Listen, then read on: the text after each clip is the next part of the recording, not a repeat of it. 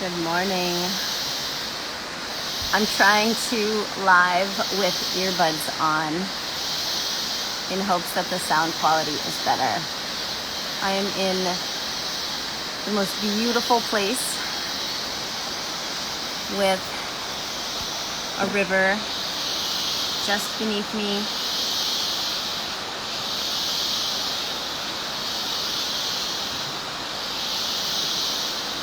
Gorgeous, beautiful, beautiful trees.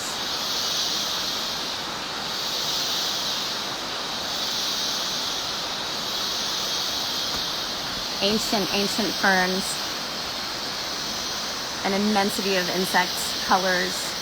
Oh my gosh, it's just so beautiful. And every night, well, not every night, but most nights, we have lightning. And last night it was striking like every 20 seconds. And the sky is pitch black, the jungle is pitch black, otherwise it's phenomenal.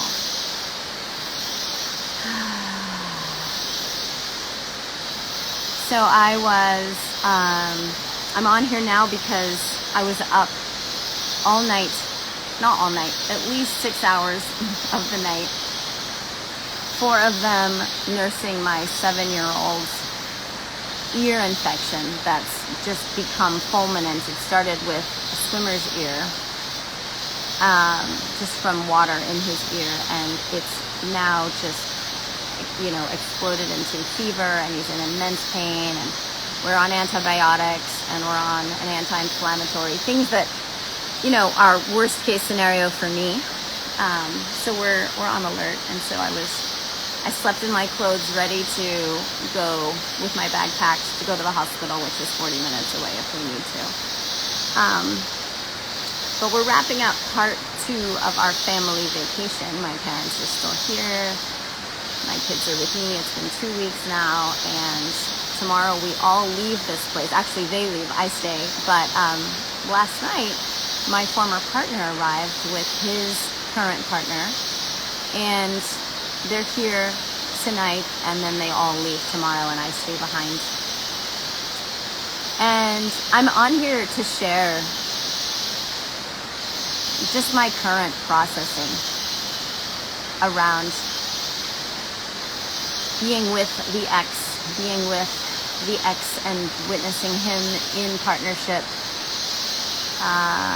being in my space, experiencing myself, experiencing my mind going one way while my body goes another way, experiencing my former self present, dealing with emotional discomfort. And there's somebody here who needs to hear this, so I'm offering my experience. I was very excited for my former partner to come here and experience this magical place that is the children's happy place. We've been here twice, me and the kids, and this is his first time coming. He's going to get a taste of their version of paradise, and they're so excited to be with him and to welcome him and to show him around. And I was very excited to have him come as of yesterday afternoon. I was very excited, and I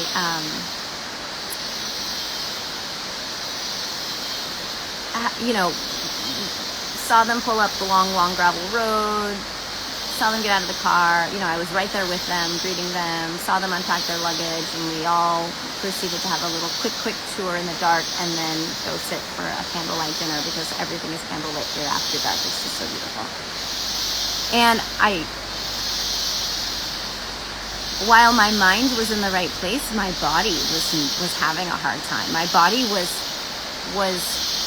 very aware of his every move peripherally, and was feeling stabbed and sad and left out every time there was an intimate moment between the two of them. And it was really fascinating to feel that and to observe that within myself. despite, or not despite, but while simultaneously my mind is at ease and at peace with them and this whole situation and being divorced and having the children's papa here, touring around. So it was really interesting just to see myself, having this reaction. And so we had dinner, and there were moments where I was holding back emotion. My throat and my chest were just like, they got lumps in them, and I was, just having moments of like, I don't want to be here, I just want to cry. And it wasn't appropriate, obviously, so I, stifled the emotion coming through, and I held back emotions, I could feel tears wanting to come through. It was really just so interesting just to witness this former part of myself still processing, feeling bereavement, feeling bereft, feeling left out, feeling sad. And after dinner, I had to help my little one who had severe ear pain, so I got to leave dinner early and, go to bed. But we are in such close quarters. They're sleeping, 2 doors away from me in at the same cabin, that I'm in basically. And so there was no place for me to go to feel my feelings. I felt like I just wanted to curl up and cry and sob and sob and sob and sob. And like I said, one part of me, my mind, was just over here reconciling the whole situation, quite gratified, happy, at ease, while my body was completely different. So this is just what I'm going to call next level personal awareness for myself, to be able to recognize these two factions within myself. And I knew I needed to make space for this former part of me. And like I said, I was in close quarters, taking care of my little one, so I didn't have a place to go to cry. I didn't have Wi-Fi, so I couldn't leave a message or text my, girlfriend or my mentor or my, sister partner or my current, romantic partner. So I journaled, and I made space for her and just held her and let her cry quietly in my cabin, which was, interesting. It really reminded me, it took me right back to muffling my own cries at night during the worst times of my partnership, my former partnership, having to posture with my children and look okay when I wasn't okay. And that's so hard. That is the worst time for moms. That is the hardest thing to do as a mother, to lie to your children with the posture of I'm okay, all's okay, so that you don't startle your children, right? Because you're not okay, and you're so not okay that you can't even honestly let them know that you're not okay in a way that is rational and can be explained. Any bit of exposure emotionally to what's going on with you, to your children, would lead to this cascade of just breakdown, right? I've been on the brink of that many, many times. Many, many, many, many times. And that is the worst place. The worst. That's one of the worst experiences I've ever had as a mother. And so I felt whiffs of that last night. It was so interesting to just be revisited by those memories at the same time as I was nursing my little one and nursing myself. It was perfect. It was just the perfect reminder of what I'd left behind, what wasn't of me anymore, what I'd outgrown. And yet, I still had to make space for this former part of myself to weep and to be held. It was really intense. And what I came through finally, because I was struggling to identify my feelings, figuring out what I was feeling. Why was I feeling any feelings? Why? What was I feeling, right? And I was feeling bereavement. I was feeling grief, and I was feeling bereft. And bereavement and bereftness are two different things. Bereavement is like grief, you're mourning what's not there. Bereftment is abandonment. For me, that's what that was like. I felt the absence. Thank you for the hearts. Thank you for the love. I felt the absence. I felt the being dropped or having been dropped. And I felt, because I was his person, I was his person, and he was now building and healing and mending with a new person and sharing intimate moments with. I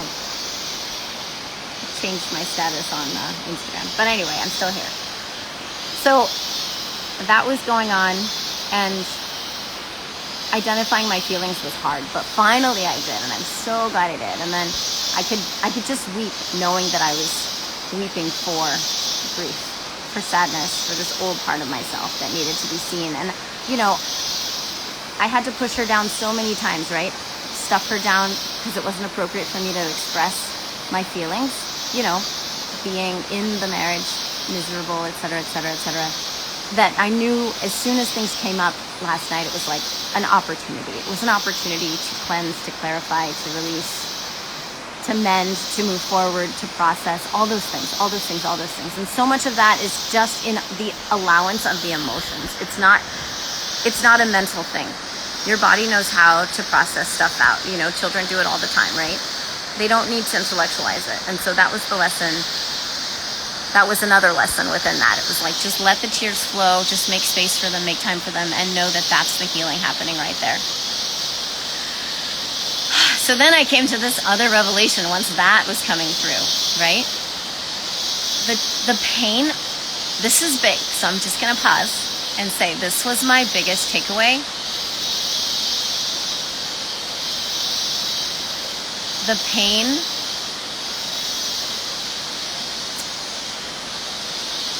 is associated with stifling the feelings coming forward. And the feelings that are stifled are love.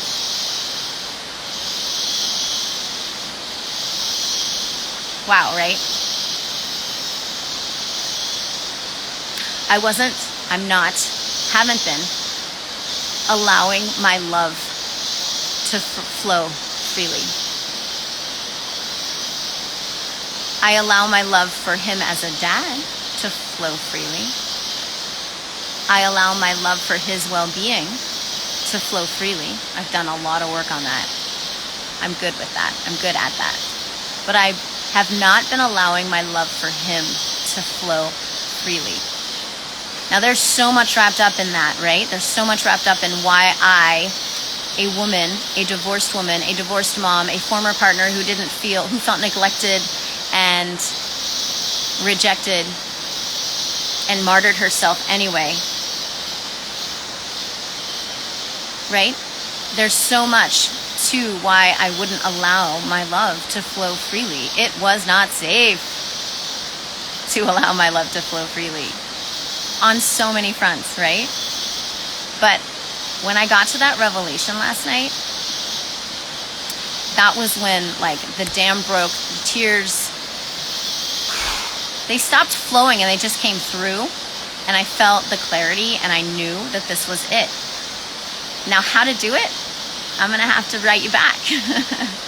I've only seen him this morning and said good morning and shared a really beautiful moment of consoling the children together, the child, and also him, just expressing, wow, these children are glowing, these children have blossomed so much, in being here in this magical place, and this really is a paradise for them. It really is their special happy place, and wow, our children are amazing, right? And that was just such a beautiful moment.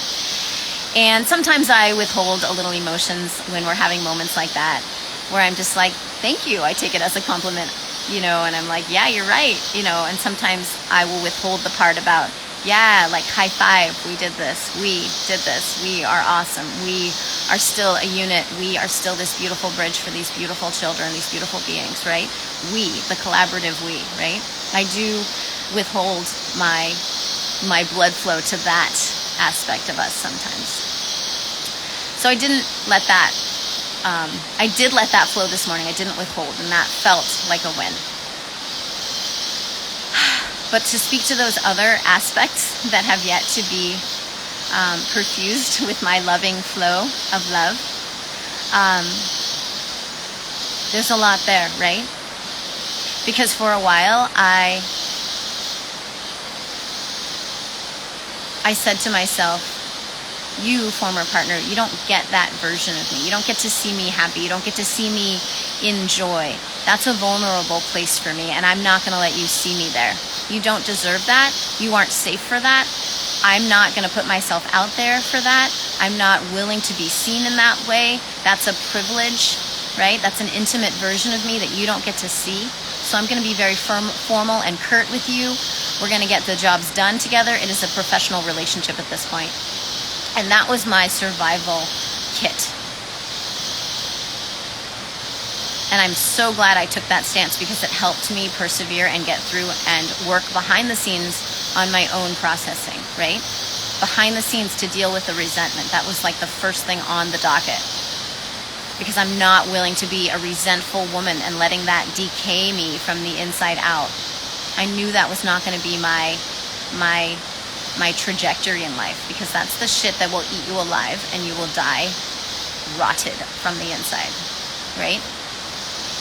But taking it a step farther, right? Let's do a little better than that. Let's actually mend more than just that. Let's actually appreciate that you have a co-parent. Let's appreciate the elements that he does bring. Let's appreciate the ways he is showing up for the family unit, right? Depersonalize it if you need to, because it's not about you. It's not about me, right? It's not about me and him doing right by me or making up for things with me. That's the resentment shit. But beyond that, it is about him showing up for the children or for the responsibilities of parenthood. And he's done that beautifully.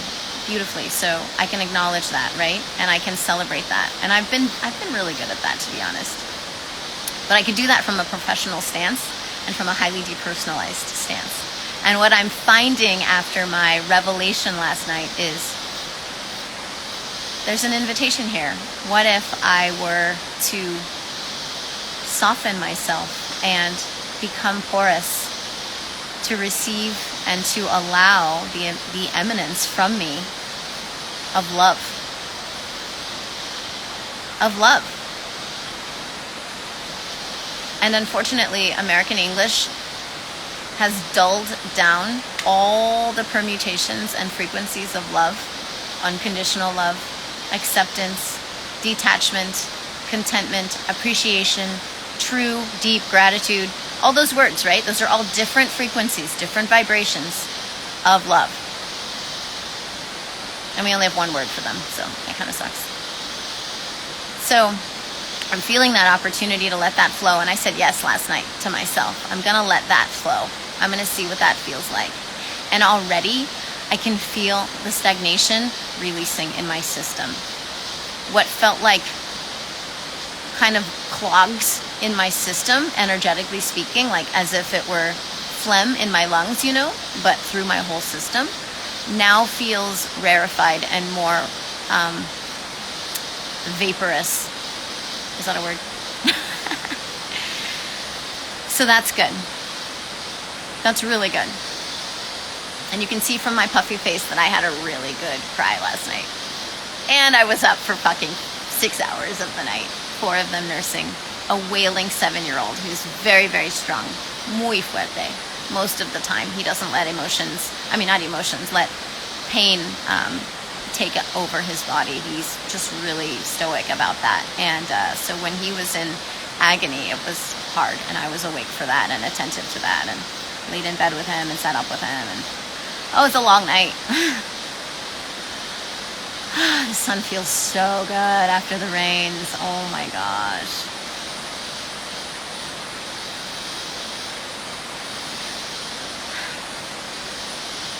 So that's my moment.